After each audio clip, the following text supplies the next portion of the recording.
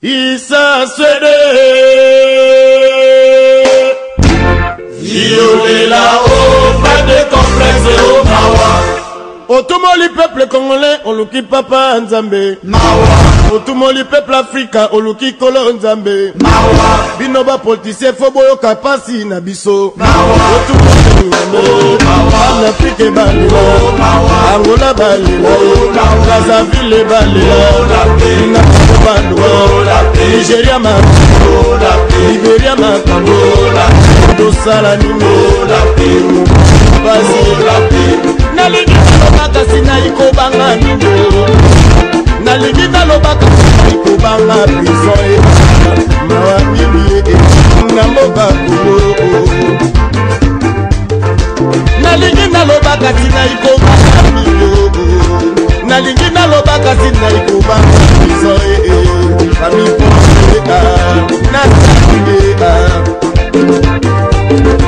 Namoka na biso waka moye Namoka na biso droit ya bato ebaka te awa na poto baliaka mango ya na poto baliaka lupikyo mokili mpasi bolingo ngai nasala salela bato banokomande kapasi zambe bapolisi yaka mokili na biso mawako isangani na shaba Zaire nyoso Equatere Bolingi bagere Osomi mondoki moko Kote tumala zamba Likolo bomande kuna yo Likolo ya mabele na yo Otumole na yo Nasala nimo Sengi nela Mutu yeba verite na yo Yeba droit na yo Yenge zali mama Mawa minyo Tubele la yo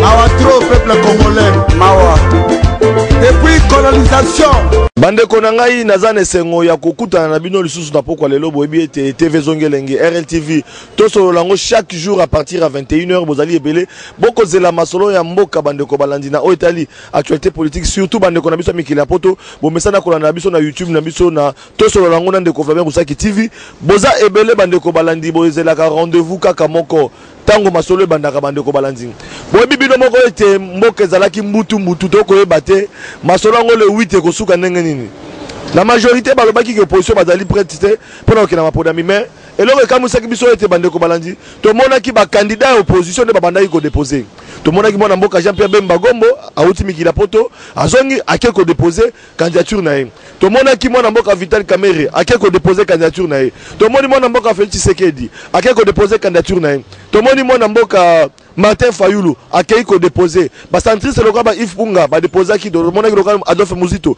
a déposer ki bande ko ebele ba kondimela processus électoral ba ke ko déposer kasi bande ko balandi ba msusu balobi ete na ba o ba déposer ba msusu ba ko bimate parce que likamo éligibilité ezo poser problème bande ko balandi ka ya sénateur Jean-Pierre Bemba minga ko bazate bande ko balandi bolanda ki bande ko la biso a grec baleka ki pe na micro to solo lango ba pesa ki makanisi na bango pona ko expliquer sur le plan juridique nengane ni basolango le kaka kasi bande ko balandi pona ko information sur faut ki na source bozo constater to zali na siège ya MLC atako ba militant ya MLC confondu na ba oyo ba yaki ko bebisa mutuka ya ndeko Flavien na lobaki ete kombeza ko continuer to kolembate na micro na biso to ko solola kaka na zongi lisusu na siège ya MLC pona zo information ya likamotali éligibilité ya mona mboka Jean-Pierre Bemba na OEP Italie candidature commune en opposition.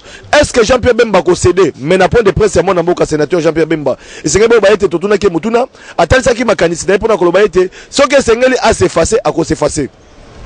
Moi, je Vital Kamerhe, Vital Kamerhe. Le long la candidature commune et opposition politique. Est-ce que ceux qui le long sont libre pour na motomoko et que zalioté au Kotika Vital Kamerhe a le bac était à Kotika. Même question de moi na Félix Tshisekedi. Mais quand Moïse Katumbi bande ko balandi.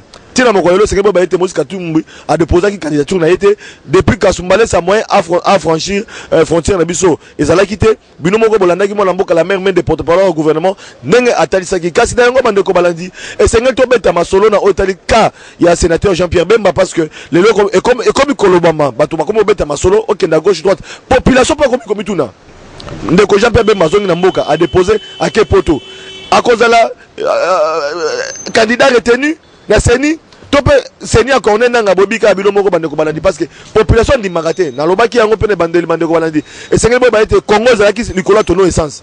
Il suffisait que na ngambo mosusu ba que ne ko déposer candidature à mon mboka Joseph Kabila pour biblo mo basolo ngene ka mais quand même bomoni bino moko moko mboka Joseph Kabila afungoli motema pona ko bibisa dauphin bande ko balandi te ouais pas la dauphin tazandakala bande ko balandi bolanda ki bino moko mona mboka Martin Fayulu atalisa kindanga nini mwana mboka azali ndakala bolanda ki moko Serge Welo ya diaspora alobite Shadari azanda kala mais na ngamba majorité bolanda ki ministre Papi Matezolo azali moko élu vice ministre a répondre ki na kawana bolanda ki bino moko pe mwana mboka azali gouverneur ya Kasai central mwana mboka Denis Kambai lobby a répondre ki na motuna na to tuna ki pe azali secrétaire national exécutif chargé à communication PPRD a répondre ki pe bande opposition kasi bande ko ya MLC ba ko kansanini tangu Shadari ali bosola bango est-ce que na chairman ce que les affaires à faire débat contradictoire to pe ce qui le masola je mboka est-ce que Jean-Pierre Bemba kokoka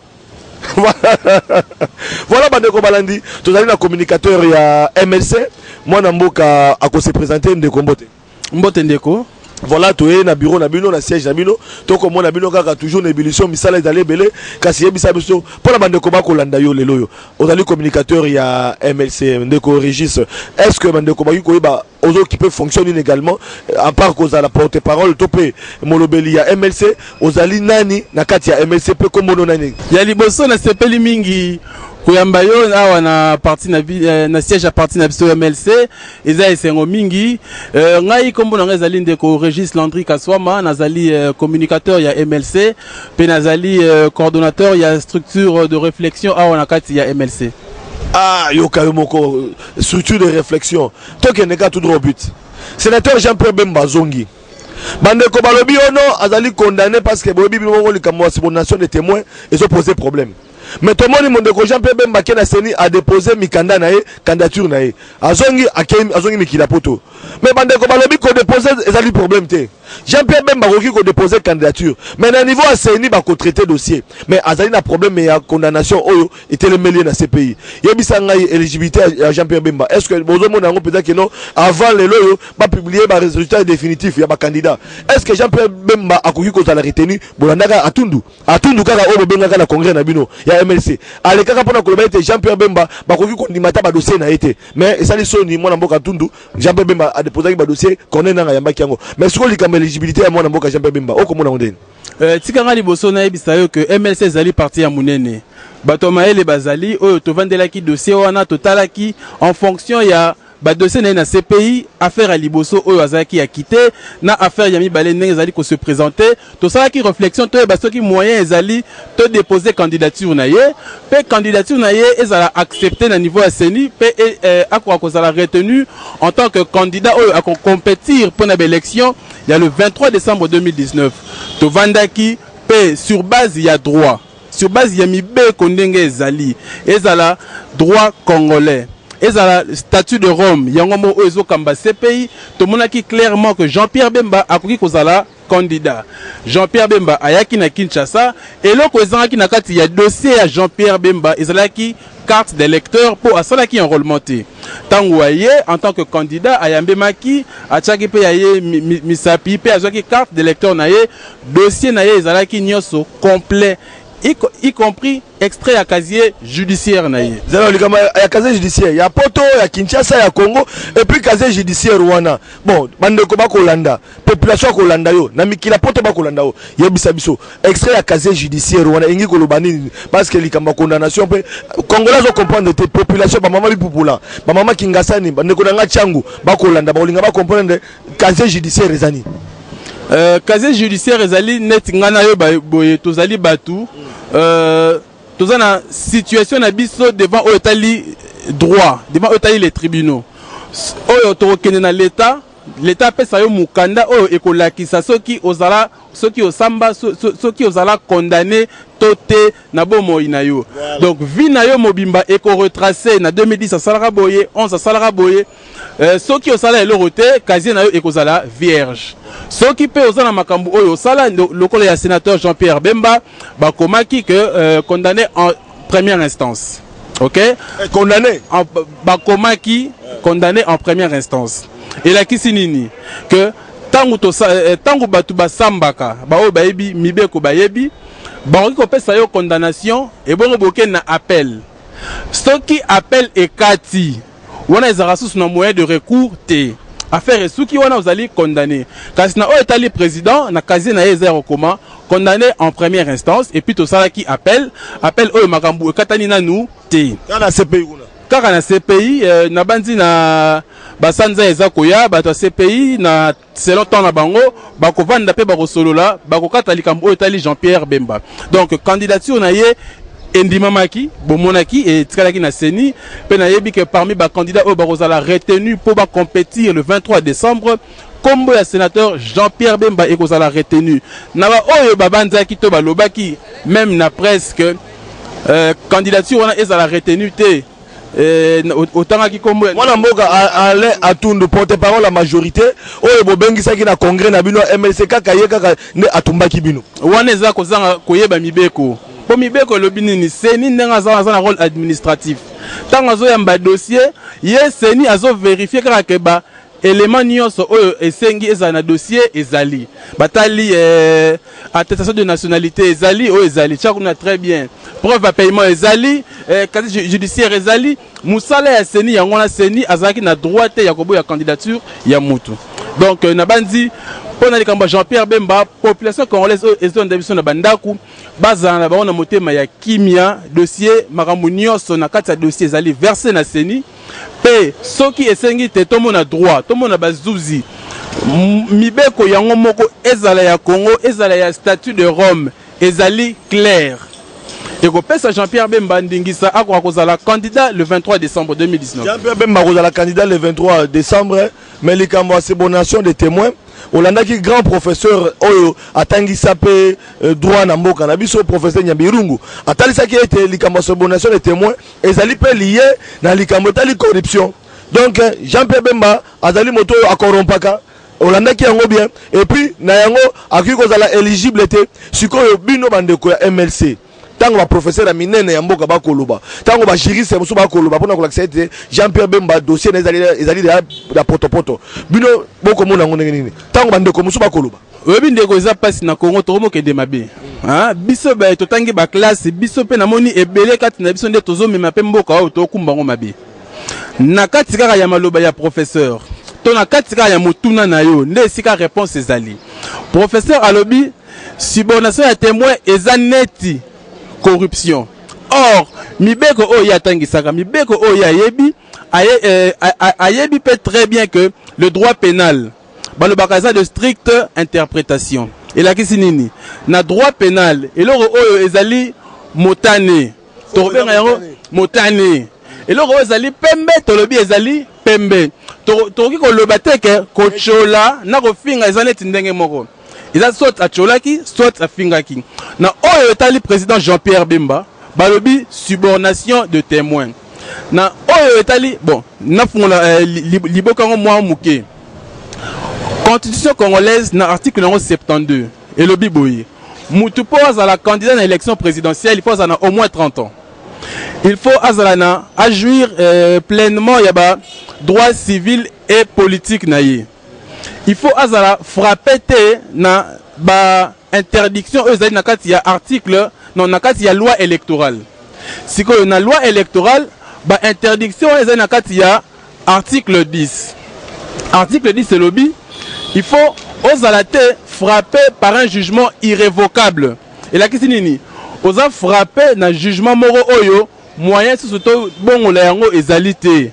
Na makambo oyo etali corruption. Na makambo oyo etali trafic illicite ya ba ressources naturelles eza mwa ba conditions ebele. Dossier na ye azali frappé na makambo ya corruption te. Na accusation oyo esalamaki na seconde affaire na oyo etali président Jean-Pierre Bemba. Balobaki subordination de témoins, balobaki corruption, balobaki lisusu faux témoignage. Mukolo bakataki dossier ya Jean-Pierre Bemba na oyo etali corruption. Na oyo etali faux témoignage, Jean-Pierre Bemba azalaki acquitté dans la seconde affaire. Na oyo etali subordination de témoin nde bachaki condamnation wana ya 1 an oyo leo toza na appel. Donc aucun appel bo c'est que azana le condamné te parce bozo sambana. toza su kosamba nanu ekoki pe kolongwa pona affaire liboso bakatalaki Jean-Pierre Bemba 18 ans tokendaki na appel lelo binomo boyokaki ko na mai match ezongaki à 0 18 ans ekoyaki na mai Jean-Pierre Bemba azalaki na be ko betango dada calmement surtout que logique il y a deuxième affaire et ça dépend de la logique à première affaire. Alors donc nous comprendre bien parce que c'est bande quoi majorité ndeko André Atundu batu ba respectako mingi batu ba respectako mingi ndeko André Atundu tango lobi était Jean-Pierre Bemba koki ko éligible était tango talisaki keno azalaki condamné na CPI et que casier judiciaire neza mabe au sali point de presse bande ko balanda ki bien que micro ya ndeko Flavien moi na musala population boki maka yango toujours boboyaka bobangaka ba question population problème ezalité mais kasi moi na mboka André Atundu bande ko babi bazali na appel ba congolais nyonso bakolanda biso professeur Nyabirungu bande ko nyonso bakolanda o tu as l'autorisation voilà voilà les passe ndeko Eliezer voilà les passe ndeko Eliezer donc ndenge mo message voilà moi la mboka pe babi yepe azalaka na justice est-ce que vous avez l'autorisation à confirmer la ville au mufunga mukamate mboka on le chamula rais voilà bandeko balandeza ambe sa mission voilà ils ambe sa mission pour na robait ndeko Eliezer ndeko Flavien bobi ke wana za lipasa donc masolo zo continue alors moi na mboka yebisa biso na banazo lobela likambo etali André Atundu tango bango bakei mbangu pona koloba ete akiko za éligible té mais na seni bayambi ba dossier siko boza na appel c'est que pendant traitement ya dossier bakoki ko tenir compte à casier judiciaire on a té to pe bakoze la condamnation na finale de toutes façons mobeko susu elobi boye ceux qui bapesi condamnation en première instance et que boké na appel wana ezalaka suspensif. Il y a condamnation, il y a première affaire. Il a qu'est-ce nini? Lingala penza, donc ba mama bi pupula, oh ba lingala musala ndeko Flavien mona musala population salaka. Faut pas comprendre ngo na lingala na bango. Il a qu'est-ce boye tango boké na appel. Donc epemisi, et vandisi condamnation ya liboso, tango ba repesa sa condamnation ya mibale, yango ande komi oyo définitif oyo tikali libela. Donc voilà donc on a condamnation on a lozate. Donc to ba lingala donc condamnation ya liboso wana ya subordination de témoins, le quoi boké na appel, ba ko considérer ngo na noté. Mais donc c'est ni hein corner nanga. Mais tango botala pene longa corner nanga, yebisanga vraiment. Limbisanga tango tala pa corner nanga. Obanzi penza ki aza sincère papa yimoko. Tant la corner nanga na bandite azamutu o ba che wana po sa musaba homme politique. Mboka oyo eza ya ba congolais nyonso. Biso toza ba tosa la politique yeba che wana po azala mutu a organiser les biso ba élection biso o to wele la pouvoir.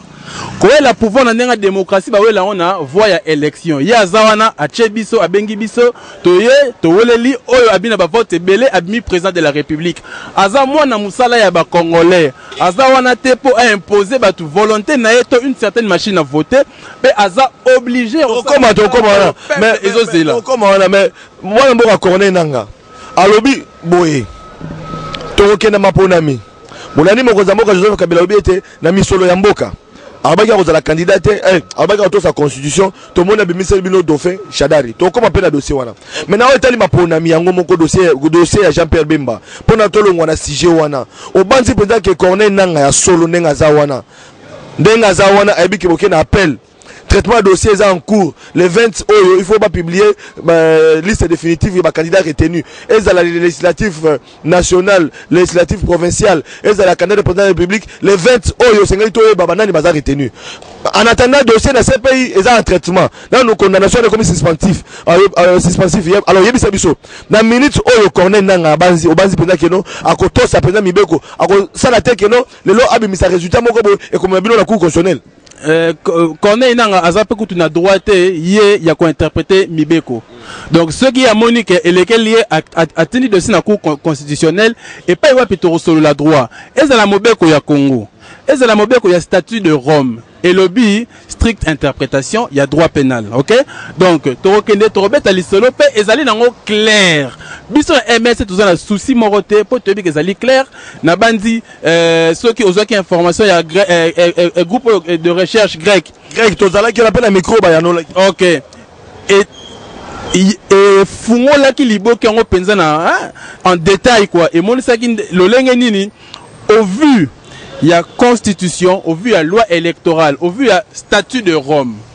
Jean-Pierre Bemba azali éligible. Jean-Pierre Bemba candidature na ye kozala retenu pe peuple congolais ba oyo ba sepeli na ye ba ko voter massivement. Voilà bandeko balandi na otali grec tutuna ki mutuna ndeko Flavia tutuna ki mutuna wana parce que bazali ba groupe scientifique ya ba recherche na tuna bango question to kendete à gauche droite parce que Jean-Pierre Bemba nenga za wana esengeli bo ba ete toza na politique. Ata bolobi non éligibilité à Jean-Pierre Bemba au monde bo ezali de décision na condamnation ezali suspensif ndenga za na ba kokanga ina nute esengeli ona so boza ko loba bozo ba droit mais toza en politique. Na tuna ki bandeko ba grec wana ba juriste na bitala bandeko to wana Congo bobi Congo na biso ndenge fonctionnera donc droit école ba boye politique pe eye balusi makambo est-ce que likamotali Jean-Pierre Bemba ki kozonga moi extrait ya avocat moko oyo to tuna ki question ya grec a répondre ki na mutu ndeko Flavia Bolanda donc to kanisi ba basaka na seni baza bato saka pe mibeko. OK, alors ce bazo to sa mibeko c'est que bazo se mettre eux-mêmes en dehors, il y a bébé. Donc, vous allez sur la protection. Alors, vous allez à bébé, ça veut dire quoi? Naba troiseau, Kambamboka. Naba o, Bakambani Namboka. Tout le monde, il faut tout ça, bébé Kwamboka. Or, bébé, il dit clairement que Moutou Boye, Moutou Songolo, Moutou Pakala, il faut à la condition Boye, condition. C'est la condition à l'économie. Il faut que vous ayez une candidature. Et puis, il n'est pas séni la sénité à comme juge, à juge. Les cours des tribunaux sont énumérés dans la Constitution. Comme la Cour de cassation, Conseil d'État, Tribunal de paix. Moussala ya séni et Moussala d'administration, c'est-à-dire, il y a une pétition Mikanda, autant Mikanda, bon, est-ce que Mouto a 30 ans? Tu vois, tu as acte de naissance, attestation de naissance, loi électorale, ah, il a 30 ans, est-ce que Aza congolais d'origine, tu vois un certificat de nationalité. Ce certificat de nationalité est total, ok, tu vois. Troisième chose, est-ce que Aza condamné na ndenge ya souka, c'est-à-dire ndenge que recours est allé sous-souté, na jugement moko songolo. Alors, tu vois un extrait à casier judiciaire. Ce qui va que non, mon doigt n'a condamné, jugement, ils ont souka, attends qu'il y ait la Cour suprême et que ça aille sous-souté, attends qu'il y ait des ouanes, ils ont sous-souté. Alors, ce qui a été à titre de ceci, ok, à cocher. Au fait, c'est un travail matériel, il y a pour cocher quand le gars a un guichet. Oui, c'est un guichet. Aux autres, il y a un sens, ok, au guichet, si. Yo balobi na oto non na moni na casier judiciaire balobi subordination na moni ego za la corruption wano comme juge or le travail de dire le droit article 153 constitution de biso et PC ya mova na ba tribunaux or tribunal moko kuna na Hollande na Chiveningen na lae asa kat c'est-à-dire la qualification boye ba soki likambo boye c'est-à-dire soki corruption soki subordination et c'est katami déjà j'ai un juge quand on a qualifié, il y a sa qualification dans la fait. Par exemple, au finga mutu, au chola mutu. C'est juste là pour Kabola. On est au finga, on est au chola. Donc il y a Kabola. Alors il y a administration où on a été, ngana moni non. En tout cas, le gars au finga on est au boma. Non. On est à travailler à juge. Or, séparation, il y a un banda qui a bien expliqué la séparation de pouvoir. Parmi les piliers, il y a le constitutionnalisme, il y a la séparation de pouvoir. Administration, et il y a le pouvoir, il y a le katamakamouté. Le katamakamouté, ça veut dire trancher les conflits. Or, pour interpréter le jugement, il y a interdit le pouvoir exécutif. Y compris Séni, il y a beaucoup d'interpréter. Même il y a beaucoup de Séni, ce n'est pas à elle de commencer à interpréter. Il y a beaucoup de tata juge, loi ou article de Binet. Vous voyez, c'est clair. Donc, ça les a au Kabouana, la Katia l'État. J'espère que mon gars n'aura pas été trop mauvais. J'explique. Voilà. Et enfin, mon ami Michel, à la fin, me pose la question.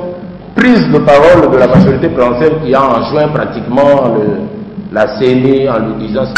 Une autre question, possible représentation de M. Kabila. Est-ce que nous on est venus pour parler de ça? Nous on sait que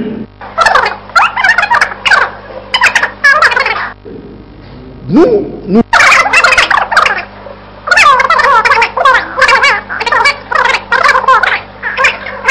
dire autre chose aussi à Lingala par rapport à mon exposé.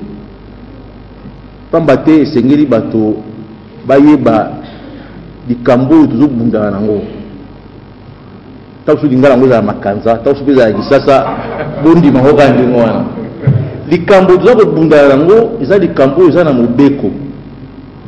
Mobeko na biso elobite o to bengaka infraction, ete na dinga to benga osu nini. Mbeba o mobeko pesi elobite di Kambo ya kotindika nzengele neke, je crois c'est ça. Témoin. Likambo ya kotindika nzengele neke. Voilà. Koyebisa ete yo monaki likambo wana ezalaki motane. Menga limite to loba ezalaki motane. Kino loba te ezalaki moindo tu. Bongo bato bazo sambisa obungisa bango makanisi na bango. Alors moto atindi bongo yo to benga ngo na lopoto subordination de témoin. Kasi moto yo asengi kanyaka oto baka kosenga kanyaka aza mosali ya leta. Alobi te ngalo kana osala na leta nazali bourgmestre po te na pesa yo acte de naissance et sengilo pesa nga mbongo so pesi mbongo te ngai na ko sala mukanda wana te to pe mutasambisaka zuzi ye e sengili takata likamuna ndenge ni bebe sengi kasi moto ayebi te alongi te ake okuta na zuzi abi zota mwa pata oyo bongo yo okata likambo na ndenge nga na lingi yanga na lopoto to benga ngo corruption. Il est nouveau bâti na moto atindi témoin wana tenda ngula imingi wana na moto asengi kanyaka eza ndenge moko te kasi tanto zo la eza ndenge moko te ebiaka te poto lakisa eza ndenge moko te pamba te mobeko moko ozo ko bongisa makambo ya maponomi elobi te moto oyo bazuzi bakandaye bimisa nini décision na bango jugement na bango te ye akoyi na likambo ya kanyaka moto wana esengeli tete aya kosenga bapona ye akamba mboka yango wana kanyaka sikoyo bandeko mosusu balobi na moto wana asengaki kanyaka na moto atindaki témoin abongola bosolo bango nyonso baza ndenge moko bongo atako mibeko elobi tete moto atindaki témoin abongola bosolo mobeko elobaki yango te ye mpe senge tokotisa ye kaka wana na kati mpo ye mpe azala asenga teke bapona ye likambo mobimba yango wana tosala omemi biso na likambo oyo nde tokutana na milu oyo tokutani ya lelo bongo ndeko Flavien oyebisa bato balandaka yo te toza mpe na mibeko na makambo nyonso otangi na droit elobi te mbeba moko tokokokanisa yango na mbeba mosusu te yango wana moto oyo bakoki kopona ye te eza kaka oyo asengaki kanyaka oyo zuzi akataki likambo na ye ya suka mpo na kanyaka kasi moto mosusu oyo ye azuka eza kotinda témoin aloba na ye bongola bosolo ye akokani na moto asengaki kanyaka te ye nde bakoki kopona ye esengeli tokóma na niveau wana mpona kolakisa bato pamba te mobeko na biso eza koloba makambo na bosolo mpe polele yango wana esengeli toloba bato ndeko Flavien boyeba kolandisa yango na bandeko balandaka yo bayeba te subordination de témoin ekokani te na corruption bongo mobeko ya maponomi yango eza kovize nde moto oyo aza na corruption pa moto oyo ya subordination de témoin soki mpo olingi nakende mosika na oke mosika parce que là maintenant je reviens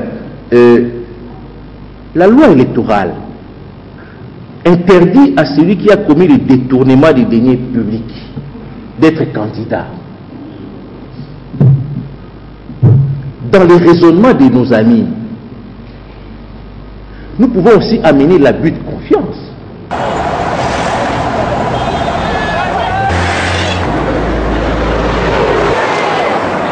Mikela Nanga pour la candidature, Tikipé dans une carte d'élection dans l'Axibino. Voilà la raison pour laquelle Dinanini, mais Dengue Tolokanina, président de il faut continuer pour Koutana, on a un parti politique, nous surtout, on a toujours une solution pour la toujours élection, et à la transparence, et à la crédibilité. Voilà, Souka Yangoyo, merci Mingi.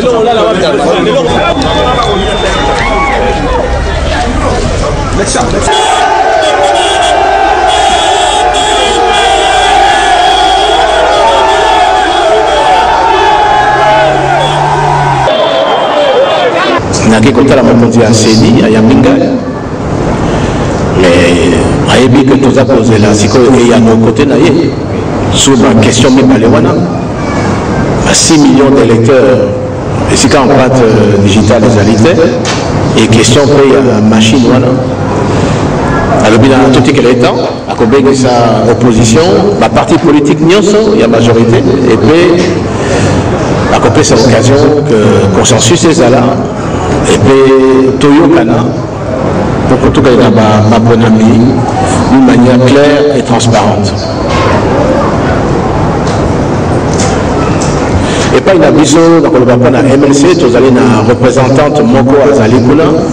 Je crois qu'Azali maman a une expérience mini depuis CNI puisque Azali a 4 une structure à CNI, ça fait plus de 10 ans.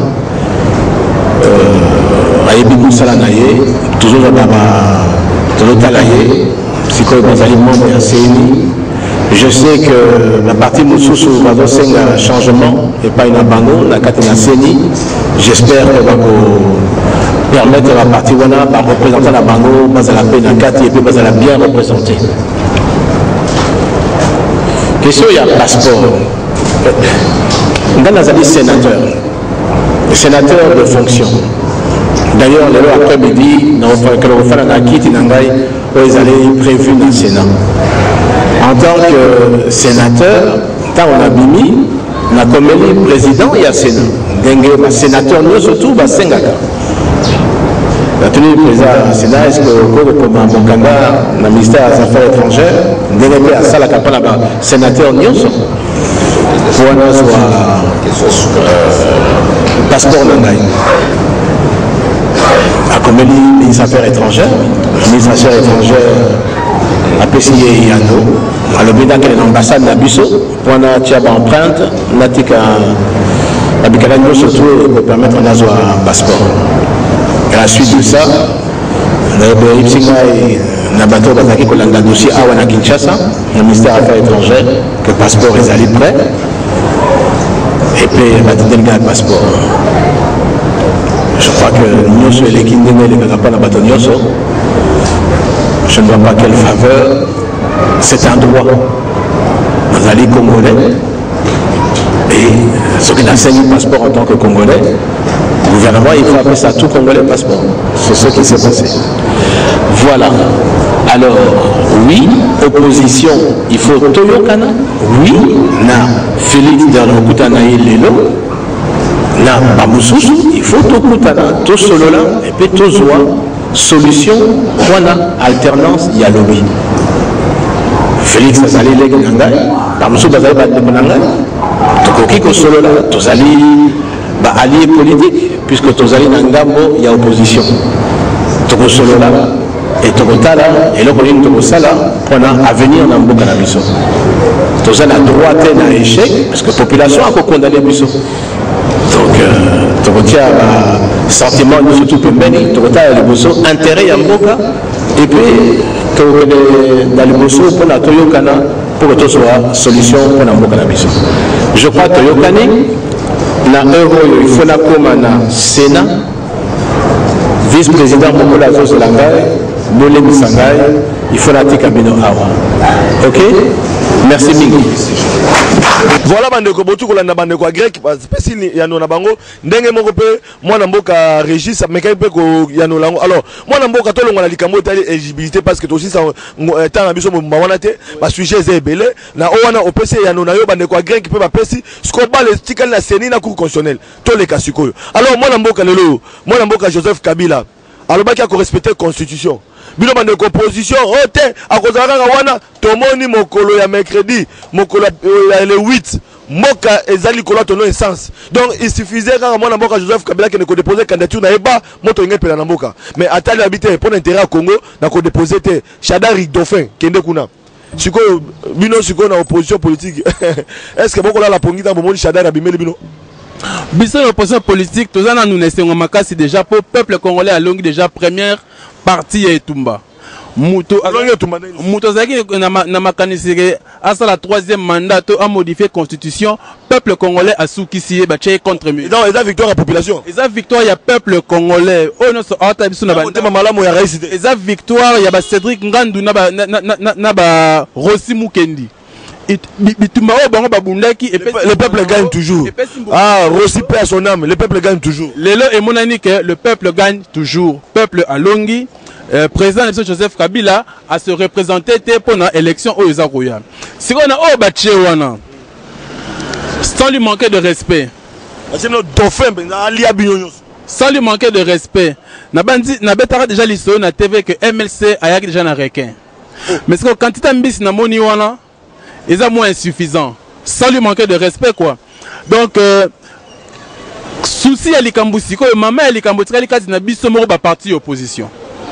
Nde siko tous la responsabilité on a yoro le bagay to vendre sika moko to beta masolo pour que to ko gagner élection. Alors on a lancé appel na biso moko MLC na ba continent ya MLC, na lancé appel na UNC, na UDPS, na président Matungulu, na président Gabriel Mokia, Martin Fayoulou, bah nyonso ba se présenter comme candidat président. Mais tout ça peut aventurer, tout ça peut aventurer. Bah monsieur ba ko déposer vraiment en tout cas bande ko balandi pardon boli misanga. Oza micro to solo lango na ko tuna même population bazawa.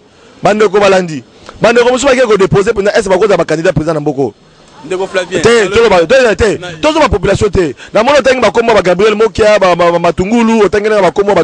Est-ce ba ndeko musu na ba otangi penza wana penza donc ba kuiko taper ba candidat na mboko. Tout ça la boendeko. Na tangi kombo ya mutu nyonso oyo toyebi kazali membre ya opposition, la vraie opposition congolaise. Tokutana to solola. Mutu na poa na ye, mutu na valeur na ye. Arobeta lisolo oyo ekoki na ye.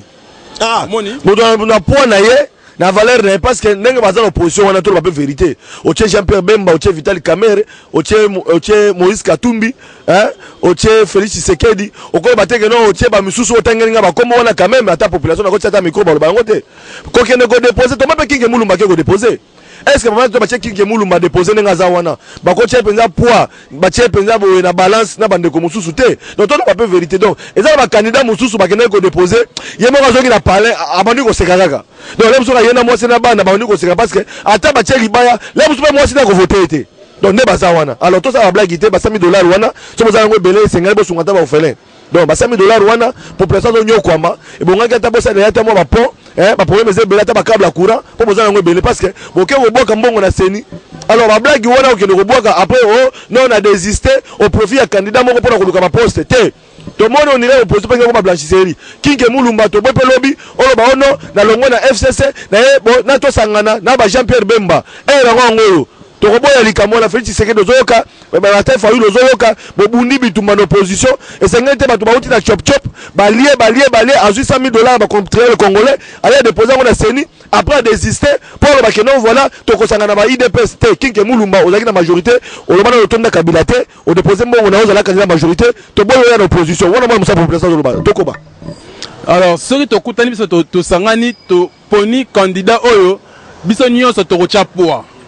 Quand na français le candidat commun Donc est-ce qu'on élection un candidat comme wana baya na mbisi ba wana na balobi biso za ndakala za afrete za ba kombeze belé donc ba biso bikutu ndakala monene bo yebisanga vraiment bino na MSC siko adversaire bo monene na catégorie ya dauphin ya ndakala to alekilibundu to tilapia na yebite oyebi adversaire militaka adversaire à kokate omoni mutura Jean-Pierre Bemba c'est to par exemple na mambo classe. C'est aussi un parcours politique. Tu as l'histoire, il y a 20 ans, à haut niveau, il y a politique. Abongama déjà. Jean-Pierre Bemba, et si a gagné déjà l'élection en Mboko au Congo. Jean-Pierre Bemba, ça a gagné l'élection en Mboko au Congo. A Zongi Siko pour que a regagné les sous-élections au cas où tu réussi. Pour exemple, ta MLC. Choix n'a un candidat commun, Ezali Jean-Pierre Bemba. Au cas où tu réussis les camarades critères qu'on sikoyo yango c'est un peu babilo bayi politique population va sikoyo les camarades critères on est aux anengeni sikoyo d'après yo sikoyo parce que na landa ki bandeko ya bandeko IDPS bolana na sake mission na porte-parole IDPS Paul Chilumbu aloba ki bango les camarades critères maboko pembe balobi fachi ayibate fachi maboko pembe asala na kabila te balobi fachi nenga za wana aliambonga moto te fachi ya maboko pembe na tout pe bande ko Vital Kamerhe bango pe babili kamba experience parce que Vital Kamerhe akenda bitumba na Jean Tshisekedi akenda personnel akenda bitumba Joseph Kabila abimaka 3e critère bon bande ko pe ya Martin Fayulu balobi non Martin Fayulu ayiba pete mais a gérer entreprise a minene agibata mbongo te donc ba critère rebelé parce que pour na Jean-Pierre Bemba critère ni suko bo pesa pour babe asimba mandoki alors Jean-Pierre Bemba asimba mandoki donc côté kuna koi bon condamnation si bon on peut mamuso à ces pays parce que bino sko na MLC tant boko ya pena na critère ya munene boko tia nini pour na Jean-Pierre Bemba ba critère au tangi wana ils ont les mêmes critères auto kenango peut-être ba ça sous Bemba tanga likambu ya pa papa question nini auto nanga la population tout na bango na sima caméra Jean-Pierre Bemba am to atangi ba chic ne pe atanga yango expérience ya makasi Jean-Pierre Bemba a travaillé même en tant que vice-président na mboka au Congo pe ba résultat ya gestion na eto yebi Jean-Pierre Bemba tika na fungo la parenthèse parce que boloba te ndeko vla muta motote mais ezaka parenthèse Jean-Pierre Bemba a na 1+4 a coûté budget na 1 milliard et quelques de dollars 1 milliard 500 abandi Moussa na 1+4 akena ngo na 2 milliards 500 akena ngo tina 4 milliards 500 atika yango de pas kena 10 ans a coûté na 4 milliards 500 bandeko balandi au cadre macroéconomique croissance à 8 chiffres bon on a besoin de bololé Jean-Pierre Bemba zonga comment ça court économie alors ba débat contradictoire donc Moïse Katumbi azonga te botika rebelo Jean-Pierre Bemba azali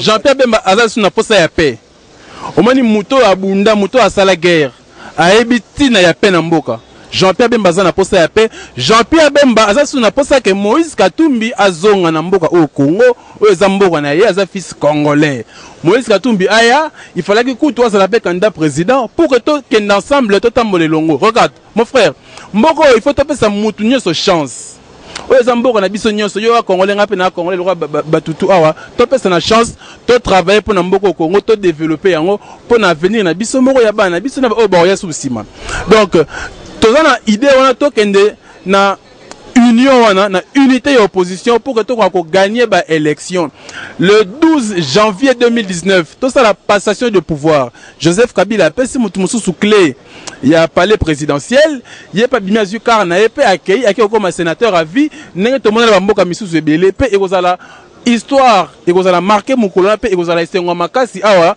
na kati ya mboka na biso Congo balobi ke pona kosukisa tokela pona meme misolo ezate babi keno mokonzi mboka alobaki bakoorganiser élection na misolo na biso moko seni tina mokolelo depuis janvier seni nano bapesi mbongo te toyebi te kone nanga mpe akoloba te kone nanga ozali président seni mais ozali comptable devant population esengeli toyebaka évolution ndenge eza kokende communikaka parce que toboyi lelo dauphin abimi na ngambo koto bakandia bana na ngambo tokoma kuna o misolo ezali te parce que to boy lobby moto pela nazo beta c'était parce que to bi ke ba congolais nyonso ba doze la ba élection ba doze maponami alors na otali seni likamwa ba doublon likamwa ba fichier électoral oyo bandeko balandi 6 millions d'enrôlés sans empreinte aujourd'hui ba o ba s'enrôler deux fois ba o ba s'enrôler 3 fois 4 fois aujourd'hui 10 millions d'enrôlés sur 40 millions donc 10 millions ya bateau yo baza fictif kana bango zo bana bien té sur 40 millions. Parce que 10 millions wana ko onena nga okena bango wapi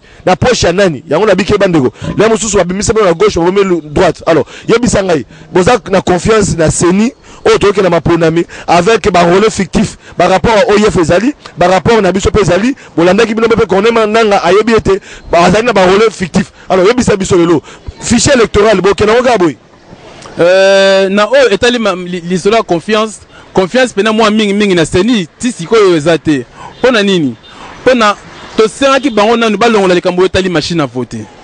Jusque là baza la machine à voter alobi na machine à voter au boyo kei opposition pluriel bamiso bandimi bamiso bana FC7 bandimi machine wana bio bakaza opposition ka bilo moko bamiso baza na FCC bandimi machine wana to boyi machine à voter to lobi to voter na ngote to boyi nango pour des raisons évidentes na mibeko na biso Congo ezali prévu te na kati ya calendrier électoral au Seni yemo a publié le 5 novembre 2017 après voya ki te que to la machine à voter a comment ki yemo que to la bulletin papier peut te recommander yango eye et que petit na bamboka esika to voter donc ezali prévu te na loi électorale pe ezali na loi électorale pe ezali te loi électorale et le biso qu'il faut to modifier mode ya vote to sengeli to vanda biso sur ba partie prenante et là qui si biso ba politique société civile na Seni to vandi to soli to lobi to longola o wana pour telle raison to komisa yango lo lenge oyo tangu to yokani sikoyo to kei to ne ko sala élection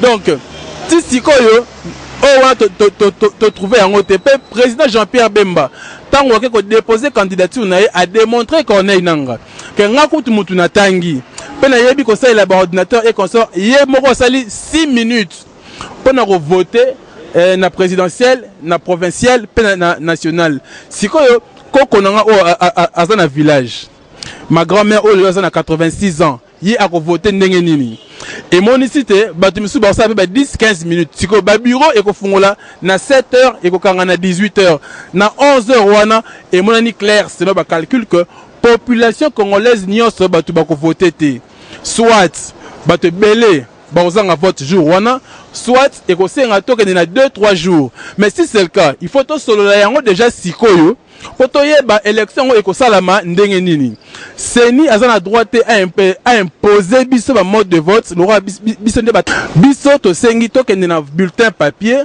oyo batu nyonso esi ba salela pe soki to kotisa machine NES na 2023 to ko rakoza siko autant à moi 2-3 ans to sala ba test par-ci par-là ngai oyo nazali boso na yo awa nanu na salela machine wana te na kana na Seni na mona yango na abi machine kala na ba essai technique machine calé na parlement est calé machine pesa te et imprimant faux ba pesa biso réseau mo sur encre thermique abi pe na mboka ngo ba fabriquer machine wana pe ba boyi kotinda ba machine siko to kosuka boni to suka to voter na papier biso to continuer pour na moni CLCP a changer boule CLC a lobby le rôle la candidature wana ekotité sikoyo kombezaka to longo la machine à voter to voter na bulletin à papier biso to gagner bango na élection voilà bande ko balandi wana ezali message ande ko Régis o yazali molobeli ya MLC donc communicateur ya MLC ndeko nanga peut-être pour na ko kabwana okokoza na message moko ya ko pesa na baimbo kabakolanda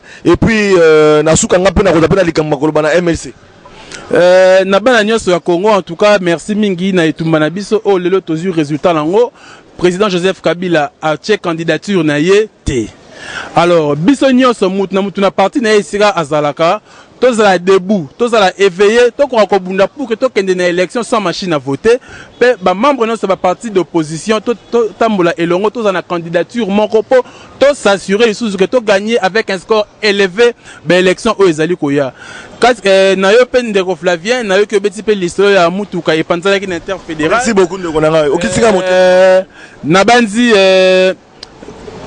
direction MLC et kosola na yo ezala ngo pele mo ya pas mingi te solution et vous allez trouver na mikolo o ezali koya tokanga toujours que le peuple gagne toujours et les mboyango yo biso nyonso o toza ana Congo même biso to sa politique to sala yango pour na peuple sont d'accord te so che biso pression ya solo olinga te to sedaka toujours to bunda siko point likambo ya machine à voter pe Jean-Pierre Bemba selon la constitution congolaise la loi électorale et le statut de Rome et mon année clairement que Jean-Pierre Bemba Azali éligible donc nabandaku Tomi Tungisate. Voilà bandeko balandi eza TV za radio te na lobarango yo pe ozolanda so moni pe que non Jean-Pierre Bemba Azali éligible te oye pe na micro bandiko expliquer po bandeko ba défier ba expliquer bandeko na biso grec ba expliquer bolande belili awa bandeko na biso MLC awa nazali na communicateur ya MLC atali sibino pe ndenge ne le kaka donc population boza la calme mais ce que ba comme na maboko aseni kone nanga na bandeli yango lisusu mboka ya likola tono essence et singalité kotumba mboka parce que lobi ba congolais ba kozela to kufeli mingi to lingi susu ba marche te to lingi susu ba to ba kufa te to kitoke na maponami ya kimia to voter candidat oyo biso to kolinga population oyo kokamba mboka alternance et ça pacifiquement donc na base était comme mboka na ozo bombe torse te parce que c'est que to sa mibeko za mboka constitution lobi nini loi électorale lobi nini voilà bande ko balandi minga ko lobezalité merci mingi na bido bande ko MLC quand même na oyo bolobi pona ndeko Flavien parce que ndeko Flavien za ki victime bomona ki bilili pe bande ko balanda ki bamoni ba ko mona ndenge nini lekaki to ko zela kaka ndenge ni masolo ko leka matondo mingi pona disponibilité nao merci mingi ndeko.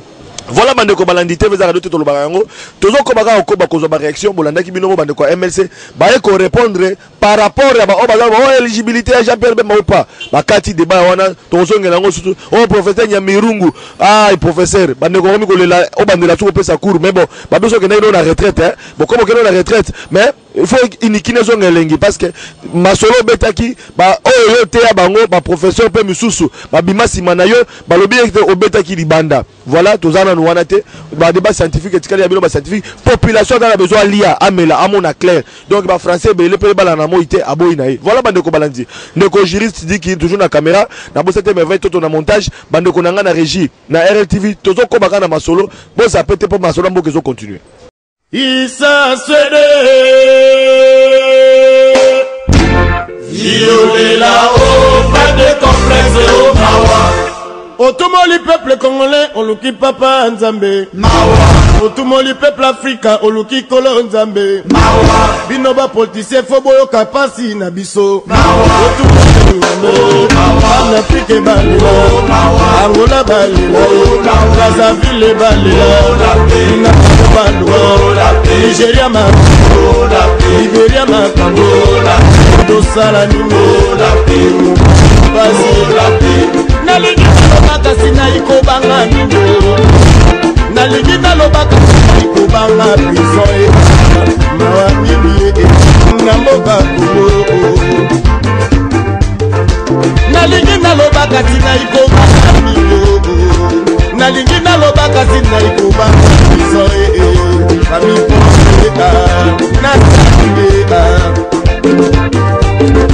Namoka na biso mwaka moyembele Namoka na biso droit ya bato ebalaka te awa na poto baliaka mangoya na poto baliaka lopikio mokili mpasi bolingo ngai nasala salela bato banokomande kapasi nzambe bapolisi yaka mokili biso mawako Isangani na shaba Kaire nyoso Equatere Bolingi bagere Osomi mondoki moko kote tumana samba Likolo bomandi na yo Likolo ya mabele na yo Otumole na yo Nasara nimo Esengi nela Nukuye ba verite na yo Ye ba droit na yo Yenge zali mama Mawa mingo Mawa trop peuple congolais Mawa. Depuis colonisation